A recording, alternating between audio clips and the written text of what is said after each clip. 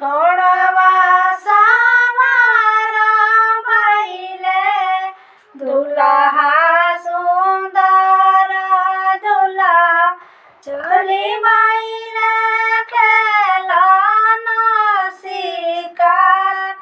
घोड़वा सवार भइले दुल्हा सुंदर दुल्हा चली भइले खेलन शिकार। खेलेले शिकार दुल्हा के दली के